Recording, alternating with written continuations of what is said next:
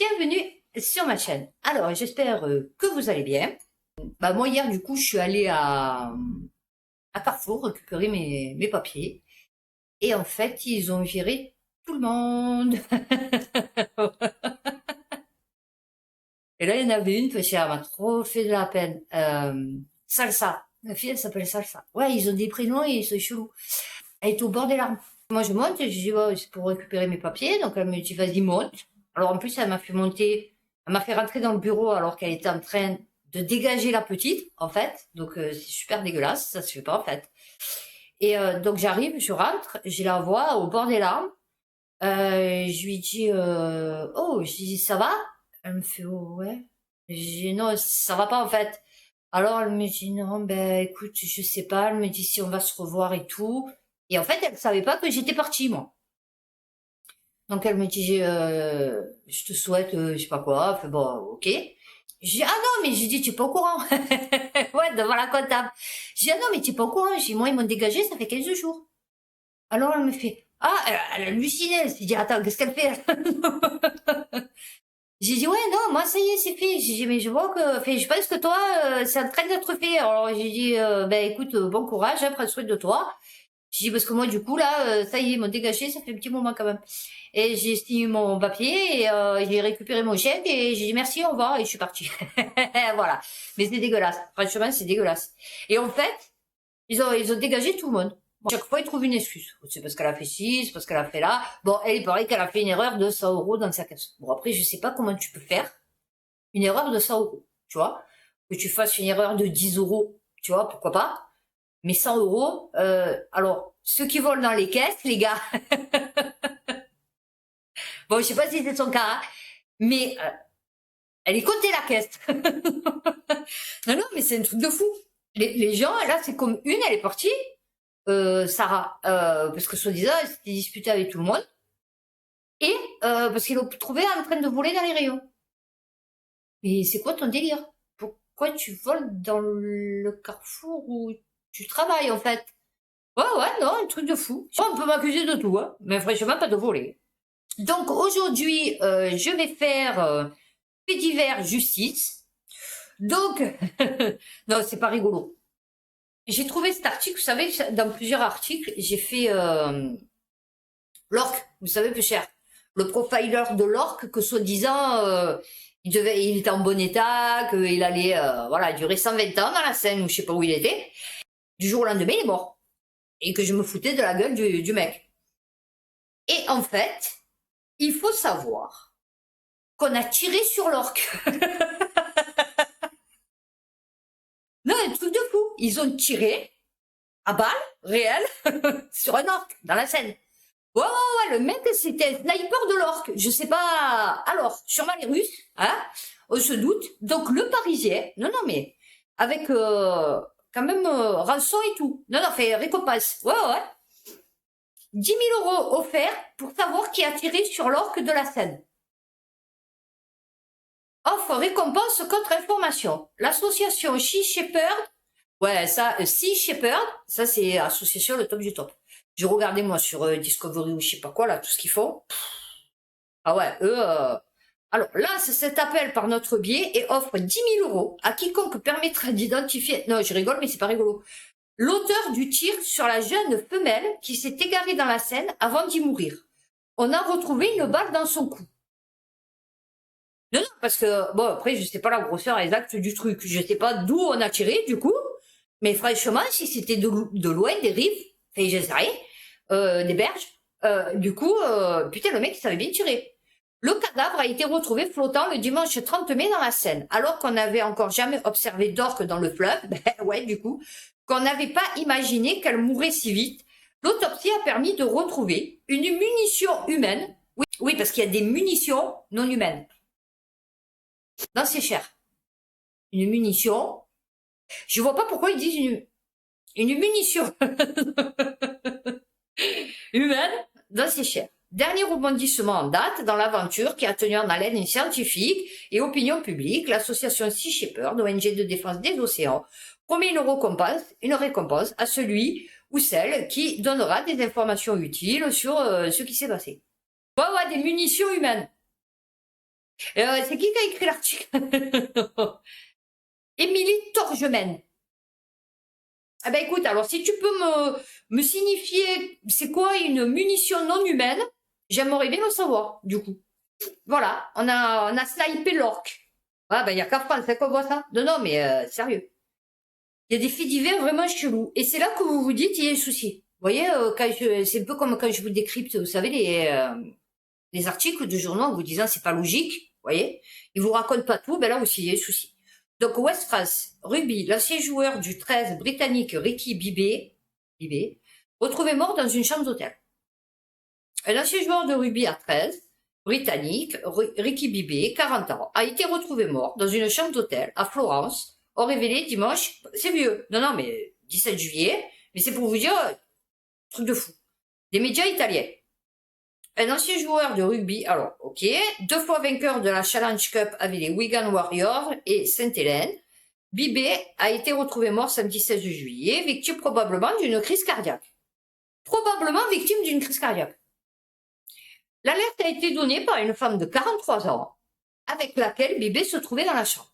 D'accord? Donc vous vous dites, le mec, il s'est chauffé, il a dû faire des efforts physiques. Et donc du coup, il s'est tapé une crise cardiaque. Jusque-là, tout va bien. Fait, tout va bien, façon de parler, mais bon, logique, fait, normal, quoi. Elle était grièvement blessée, donc c'est pas grièvement blessée, genre coup de couteau, coup de poing, fait, vous voyez, fait. Elle a été transportée immédiatement à l'hôpital, elle saignait abondamment. Selon d'autres clients du Continental, tout près du fameux Ponte Vecchio, de nombreux cris ont été entendus en provenance de ce chambre.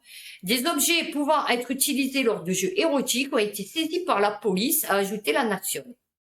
La Super League anglaise a réagi sur Twitter, triste d'apprendre le décès de Ricky Bébé, complètement défaussé, avec des objets sadomaso, en train de faire des trucs chelous avec une femme qui saignait abondamment. Non, non. Triste d'apprendre et en le remerciant pour ses contributions au jeu. Eh ouais. Et c'est là que vous vous dites, non mais les mecs, de toute façon, ils ont des... Vous voyez, ils sont chelous les mecs. Hein. Enfin les mecs et les femmes. Mais je veux dire, ils sont chelous quoi. Bordeaux, une femme blessée à coups de couteau et de marteau. La victime attendait le bus à Pessac quand elle a... Alors ça c'est un médecin. Attaqué sans raison par un passant dimanche matin, un suspect a été interpellé.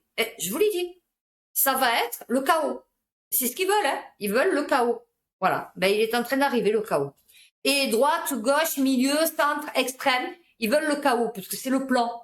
Ordo ab chaos. Ils veulent le chaos, chaos économique, chaos sociétal, chaos judiciaire, chaos. Ils veulent mettre le chaos, ils font laisser faire les choses, ils font tout pour que ça parte en brioche, pour après dire voilà, il y a trop qui partent tout en brioche, et on va serrer la vis. 8 enfants saccagent des classes à Bron. Bron, B-R-O-N. Le Figaro.fr. Âgés de 9 à 13 ans. Ah, c'est bien, écoutez. Ils se sont introduits dans une école. Putain, les minous, ils ont que ça à faire. Le maire de la commune située près de Lyon, oh, il paraît que ça chauffe à Lyon, songe à se retourner contre les parents. Ouais, un peu. Non, ça te vient pas l'idée?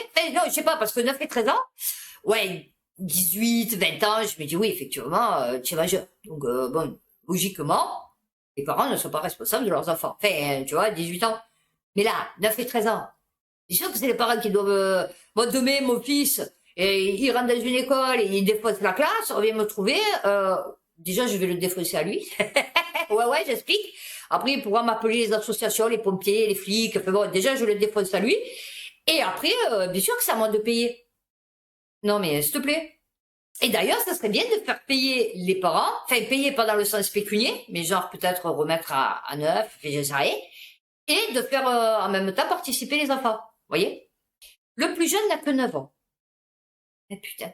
Ça a été élevé en France. C'est produit français, ça. C'est piou-piouté made in France. Eh ouais. C'est bien. Le maire qui chiffre les dégâts à plusieurs milliers, voire plusieurs dizaines de milliers d'euros. Ah ouais, c'est sûr. L'école est située dans l'un des quartiers prioritaires. Ouais, mais ils sont tous quartiers prioritaires maintenant, mon chéri. Hein. Nous, à Marseille, à part peut-être Perrier, les trucs comme ça, la Corniche et tout, sinon, tous les quartiers de Marseille sont classés prioritaires.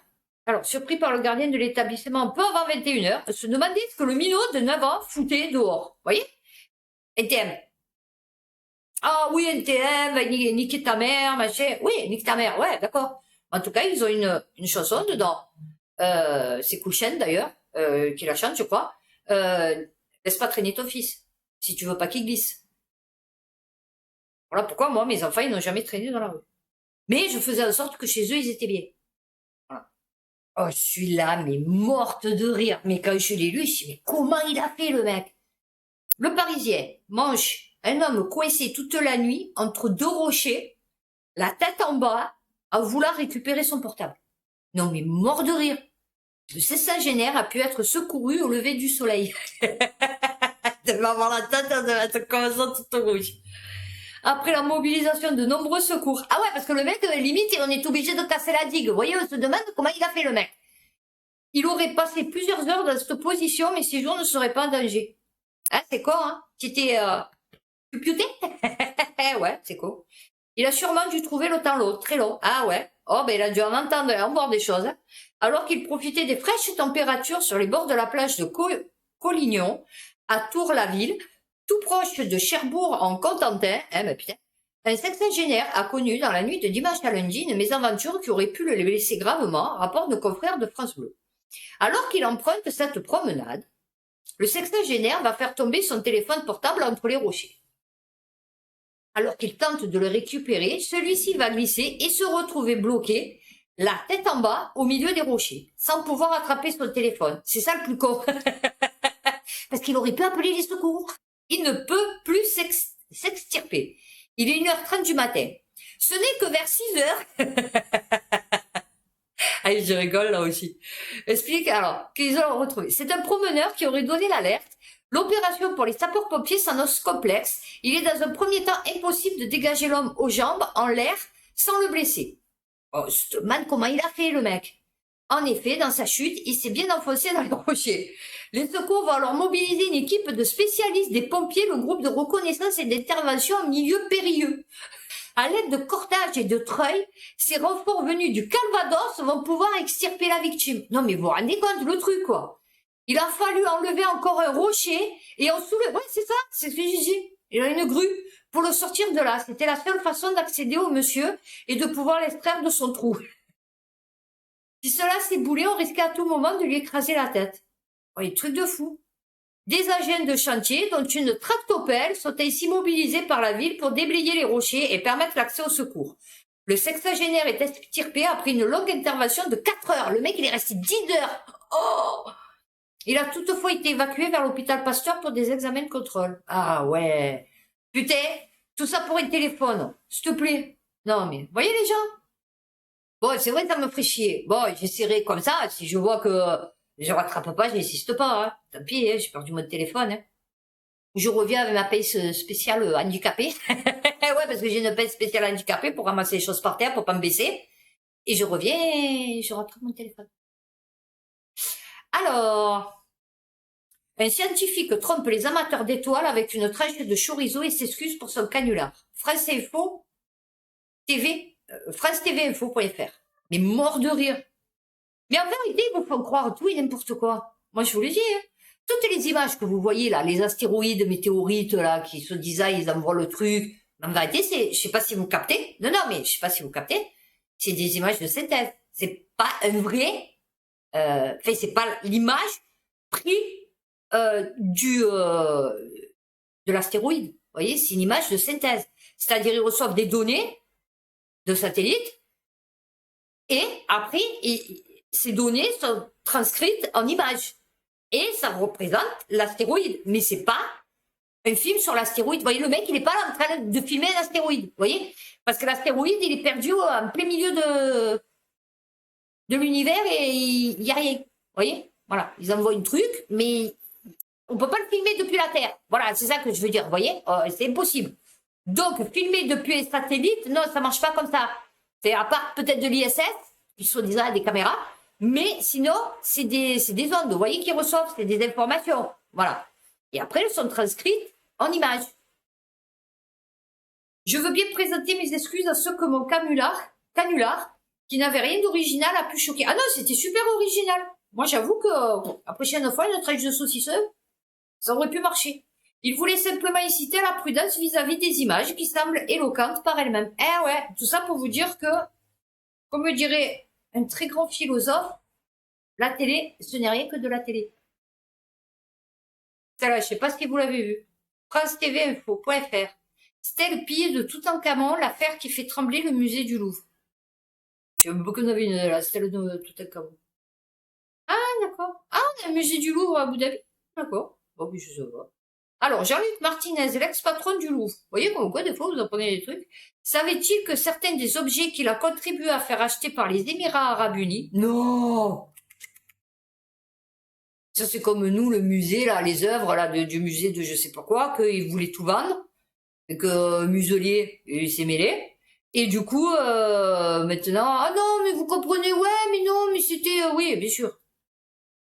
Alors, de pillage archéologique. Cette question est au cœur d'une enquête à laquelle participe la justice française, mais aussi américaine. Putain, on est toujours dans les coups foireux, nous. Vous avez remarqué? Ah ouais. C'est une affaire hors norme dans laquelle se télescope printemps arabe, escroc, collectionneur, maison de vente aux enchères, patron de grands musées, diplomates, célébrités, ainsi que les polices de nombreux pays, dont celles de la France et des États-Unis. Elle éclate par hasard dans la soirée du 7 mai 2018 lors d'un gala organisé au célèbre musée de New York, le Metropolitan Museum of Art.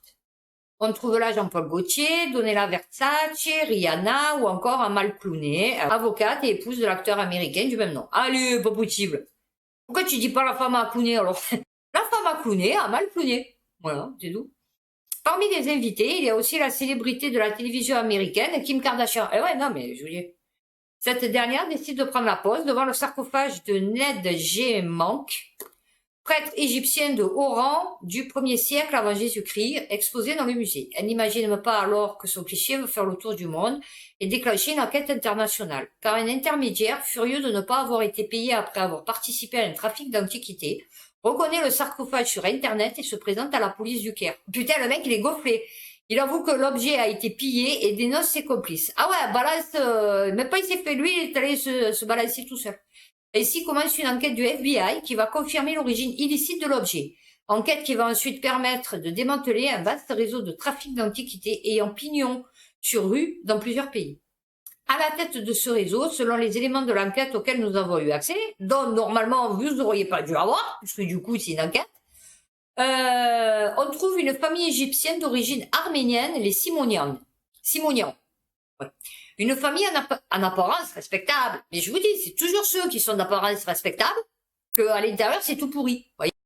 Au début des années 70, elle possède une galerie d'antiquités au Caire, puis s'exile à Hambourg, nationalité allemande, abritée derrière une respectable enseigne de numismate. Derrière cette couverture, les Simonians écoulent des objets pillés, dont certains ont été exfiltrés d'Égypte à l'occasion du chaos provoqué par le printemps arabe de 2011. Et il paraît que celui qui faisait tous les reportages, là, qui s'occupait, soi-disant, qui était le référent momie, ouais, il était le référent momie en Égypte, qu'on voyait partout là, qu'il avait ce chapeau là. Eh ben, lui, il paraît que c'est lui qui participait, enfin, il faisait des le soudoyer, enfin bon, et corruption, enfin bon, et il a dégagé. Depuis, c'est plus lui dans les reportages. Le plus actif sera Simon, le grand frère qui se fait appeler Air Doctor. C'est un peu chelou. Puis, lorsqu'il décède en 2020, son frère, Sérop, déjà bien implanté dans le marché de l'art européen, prend le relais. La famille reste discrète, elle ne se montre pas dans les foires ou les salons. Ben ouais. Alors, certains vont transiter par Bangkok ou Dubaï et séjourner dans des ports francs à l'abri, d'accord. Alors, pour blanchir, on recourt à un nom de main répondant au nom de Robin Dib. Robin Dib supervise par ailleurs la restauration des œuvres et rédige de faux documents de provenance et de faux certificats d'exportation. Alors, il utilise pour cela une machine à écrire des années 30. Vous voyez qu'on peut faire des faux, mais des faux de tout, en fait. Ils vous font des faux de tout. D-E-S, faux F-A-U-X. Oui, non, pas un défaut. Des faux de tout. Il faut pas croire, hein. Il y a plein de documents qui vous disent, ouais, c'est tel empereur ou c'est tel truc qui a été écrit, alors qu'en vérité, c'est des faux. Créer de fausses origines et des historiques de propriété pour vendre. Vous voyez? Alors, c'est par l'intermédiaire de Christophe Kunicki, Le musée du Louvre de Paris va apparaître dans cette affaire. L'expert a eu vent de l'ouverture à Abu Dhabi d'un musée jumeau du Louvre. Ah, d'accord. Créé par l'architecte Jean Nouvel. Ah, ben voilà. Qui recherche des objets de prestige à exposer. Vous rendez compte? En 2016, il propose donc à la commission d'acquisition du Louvre d'Abu Dhabi plusieurs antiquités, parmi lesquelles un buste de Cléopâtre, le sarcophage de la dorée de la princesse Ennoutaoui et la stèle de granit rose de Toutankhamon. Ces objets sont si prestigieux que Jean-Luc Martinez, alors patron du Louvre, qui siège à la commission, se déplace en personne. Vous vous rendez compte? Son directeur scientifique, Jean-François Charnier, un proche de Jean-Luc Martinez, une fois que l'AFM s'est prononcée, un vote aux allures de formalité a lieu à la commission d'acquisition. Alors, Jean-Luc Martinez aux côtés des Émiratis, c'est ainsi que le buste de Cléopâtre sera acheté 35 millions d'euros, le sarcophage doré 3,5 millions d'euros, doré c'est-à-dire en or, parce que doré, je vois pas quoi, et la stèle en granit rose, 8,5 millions d'euros. Ouais, il vaut rien le sarcophage doré du coup, parce que la stèle et le buste, il vaut plus cher que le sarcophage doré. Donc il doit être doré avec de la peinture dorée, à mon avis. Comment des personnalités aussi éminentes ont-elles pu conseiller un tel achat? Trafic illicite des biens culturels. Alors, un autre épisode interroge. Dans les documents qui accompagnent la stèle, il est mentionné que celle-ci aurait appartenu à un certain Johann Behrens, un capitaine de la marine marchande allemande qui l'aurait acheté en 1933. Ce nom éveille la curiosité des journalistes d'une revue spécialisée. En effectuant une recherche, ils découvrent qu'un portrait funéraire égyptien appartenant à un collectionneur suisse réputé, Jean-Claude Gondure, est lui aussi supposé avoir été détenu par ce marin allemand. Un capitaine de la marine marchande, ça doit gagner au maximum l'équivalent de 5 000 € de nos jours. Ouais, donc, cela fait moins de 10 ans qu'on a découvert le tombeau de Toutankhamon. C'est le pharaon le plus connu, une stèle intacte au nom de ce pharaon et la dernière année de règne inscrite dessus. Ça vaut déjà forcément à l'époque des sommes colossales. Alors, donc il fait part de ses doutes. Alors, son origine semble si suspecte que lorsque le musée du Louvre demande à Marc Gabold d'écrire un article sur cette stèle qui constitue désormais un des joyaux du musée d'Abu Dhabi, l'égyptologue exprime ses doutes. Il n'acceptera de publier son article à condition de ne faire aucune mention de la provenance de l'objet. Anguille sous la roche, comme on dit. En mars 2022, il est placé en détention, escroquerie ou complicité en bande organisée blanchiment pour facilitation mensongère de l'origine de biens provenant d'un crime ou d'un délit. Ah, c'est bien. Alors, parmi elles, donc, petite liste. Ah oui, non, parce qu'ils ont mis la liste. Alors, Jean-Luc Martinez, Jean-François Charnier, Robin Dib, Sérop Simonian, Christophe Kunicki, Richard Samper, ainsi que la maison Pierre Berger et Associés, et 2 galeristes parisiens. On a été éblouis. Eh ouais. Vous êtes un spécialiste reconnu qui connaît les méthodes opératoires des pilleurs et trafiquants. Quand vous donnez votre avis sur les acquisitions, vous ne mettez personne en garde sur cette possibilité. De manière générale, oui, mais sur ce cas précis, je n'avais pas connaissance d'un doute sur son... Bon, non. Vous prenez tous les documents qui vous sont présentés comme argent comptant. Je vous le dis, madame, ce n'est pas moi qui vérifie ces documents. Ah, mais on vous les montre? Eh bien, je doute que cela, on me les ait montrés. Ah ouais, non, mais attends. Comme les voleurs, c'est pas moi. Eh ouais. Ah, après, vous dites, ouais, les sarrasins, ils disent toujours, ah, c'est pas moi, c'est pas moi. Ouais, ben là aussi. Ah ouais, non, mais je les ai vus, mais je les ai pas vus, en fait.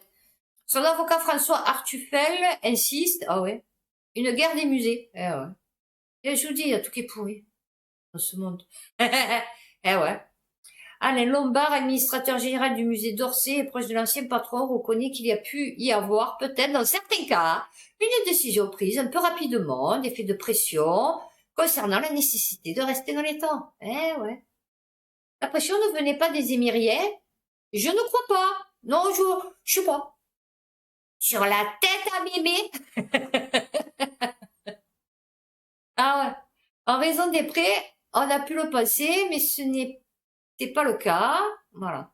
Mais alors ça, franchement, un truc de fou. Vous voyez, comme quoi, des fois, on apprend des trucs. Et je vais finir, fait divers, par des trucs assez violents. Je vous le dis. Hyperloop, le PDG de Transpod, donc ça c'est France Info, affirme qu'il souhaite rembourser les aides publiques pour avoir la paix. Non, pas parce qu'il les a touchés, que finalement son truc il est dégueulasse, que ça fonctionnera jamais, et que bon du coup, voilà, logiquement, quand on te file des aides, c'est pour que le projet il aboutisse, tu vois. Alors, l'Hyperloop est ce train subsonique du futur qui promet de transporter des passagers et qui ne le fera pas, puisque... Alors, la société canadienne porteuse du projet indiquait le 14 mai 2018 à France 3 Limousin qu'il allait construire une piste d'essai de 3 km sur la petite commune de Drou. Ah oui, ah bah, vous voyez le truc, super top, en pleine campagne. Les travaux devaient commencer à l'automne. 4 ans plus tard, ça me rappelle le PR, vous savez. Seul le déchiffrage a été effectué. Jean-François Pommier, adjoint au maire de Drou, nous confirme. Tout le monde est un peu dubitatif, car la première pierre n'a pas encore été posée. Oh. Entre le Covid et les problèmes financiers de transport, on attend. Seul le transformateur électrique qui servira à l'alimentation et la fibre optique ont été amenés sur le site. Et vous verrez, et jour, peut-être, que du coup qu'il y a la fibre et qu'il y a l'électricité, ils vont en profiter pour faire autre chose. Et très très en colère vis-à-vis d'un article publié dans le journal Sud-Ouest. Donc ça c'est Vincent Léoni, président de l'association Hyperloop Limoges. Si Transport a pris du retard, le projet continue. Ah oui, 4 ans. Sébastien Gendron, putain, d'ici là, il se prend la navette spatiale, présenter la maquette des systèmes de lévitation en juillet à Toronto. Je ne sais pas si on ira jusqu'au bout, car je ne suis pas devin. Il est toujours engagé dans le développement de cette technologie. Alors, lévitation, si c'est avec le truc électromagnétique, hein, je vous explique, là-bas au Japon et Chine, je sais pas où, ils l'ont déjà fait depuis longtemps. Hein. Non, mais j'explique, parce que nous, on en est encore à 4 ans à mettre un transformateur et une fibre optique, alors que eux, là-bas, ça fait des années que déjà, ils roulent avec. Voilà, ça c'est merveilleux. On va continuer sur un truc rigolo. Enfin non, c'est pas rigolo. Franchement, il faut le vivre. Alors, Nice, coincée dans la porte d'un train, traînée sur 4 km, une retraitée a bien cru qu'elle allait mourir. Non, mais pour vous dire comme quoi, quand même, le karma, c'est hallucinant. Non, pas sur ça, peu cher, parce que bon, du coup, c'est pas sympathique ce qui lui est arrivé. Mais c'est sur le coup de ses blessures. Le jeudi 22 juillet, Odette, 76 ans, a parcouru plus de 4 km sur le marchepied du train des Pignes, un bras bloqué dans la porte. Donc, grièvement blessée, elle raconte avoir eu peur d'être amputée. Donc, moi, je lis l'article, je me dis, ouais, amputée du bras, vous voyez, puisqu'elle était coincée avec le bras. Donc, je me suis dit, c'est côte, épaule, cou, j'en sais rien. Enfin, vous voyez, c'est tout. Non, non. Fracture ouverte, tibia péroné et à gauche et une fracture de la malléole à la cheville droite. Non, mais pour vous dire le karma. Comme quoi, si ça doit vous arriver, ça vous arrive. Enfin, vous voyez. Parce que du coup, vous vous dites, elle s'est dépressée le bras. Ben non, elle s'est pété les jambes. Alors, non, c'est surtout hallucinant que le mec qui conduit le cheminot, parce que je sais pas, tiens, vous voyez, il y a des trucs, c'est pas logique. C'est pas pour elle, un peu cher, là, sur le coup, elle y est pour rien. Mais, tu te dis, le mec, c'est un cheminot. Bon, logiquement, il y a des trucs de sécurité, vous voyez, des alarmes. Vous voyez, bon, porte mal fermée, vous voyez, à Marseille, le métro, si vous mettez par exemple une pochette de papier, une pochette, vous savez, cartonnée, si on ferme, ou la met, ça se ferme pas, et donc du coup, le mec, la porte, elle se rouvre, et donc du coup, jusqu'à ce que il y ait le truc qui empêche de fermer la porte, qui dégage, vous voyez. Déjà, il y a le truc de sécurité de la porte. Ensuite, logiquement, tu as des rétroviseurs, je sais pas, enfin, je sais pas maintenant, ou une caméra arrière sur les côtés, on sait jamais. Tu vois ce qui peut arriver. Donc logiquement, c'est filmé. Enfin, tout au moins, tu as une vision de ce qui se passe autour de ton train, logiquement. Enfin, moi, je pars du principe que c'est comme ça. Après, je sais pas, hein, faudrait demander à un cheminot. Je peux plus parce que celui qui voulait que je meure de faim, je lui parle plus. Voilà. Donc, de deux. Ensuite, de trois, quand même des gens qui passent dans le wagon. 4 km, à part si c'était un TGV et qu'il est parti d'entrée à 3-5 km/h. Sinon, les 4 km, ça va, tu mets quoi? 5 minutes, 10 minutes quand même. Tu vas me dire qu'il y a personne qui a vu qu'une femme, elle était coincée dans la porte, qui a tiré la sonnette d'alarme. Vous voyez, il y a des trucs, c'est chelou. Alors, que s'est-il passé? Montée dans le train à Nice, elle devait rejoindre, bon, ça fout, fragile et circulant avec une béquille. Elle s'est, après s'être déjà cassé le coude. Ah ouais, déjà, c'est mal barré.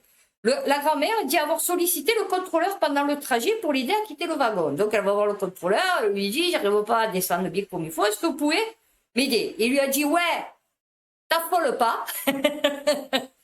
Je vais faire quelque chose de vachement plus important et je reviens. Il m'a complètement oublié. Une jeune avec des écouteurs que j'ai sollicité ne m'a pas entendu. Du coup, j'ai commencé à descendre comme j'ai pu.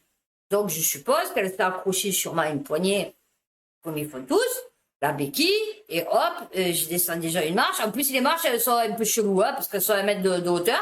Donc, je descends une marche, au lieu de faire une rampe, ou je ne sais rien. Bon, normalement, il devrait y avoir un bouton pour permettre que les trucs, que ce soit plus accessible pour les personnes qui ne peuvent pas, justement, qui ont une difficulté à se déplacer. Mais bon, on est en France. Elle descend.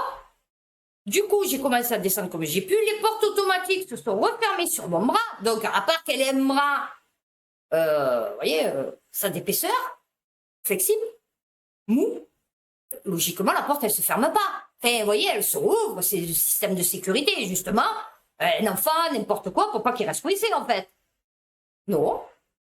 Se sont refermés sur mon bras droit. Le caddie est resté à l'intérieur. Ça, c'est fou. Et le train a démarré. Ok. Le train s'arrêtera finalement plus de 4 km plus loin, un peu avant la gare du Plan du Var. Pourquoi tant de temps après? Y a-t-il une défaillance? Bon, il raconte pas. Ah ouais, bien sûr qu'il y a eu une défaillance. Vous voyez, des trucs chelous comme quoi le karma, hein. Putain, c'est fou, hein. Ah ouais, ça, vous avez vu? Même dans le tennis, maintenant, ils se fight. Ouais.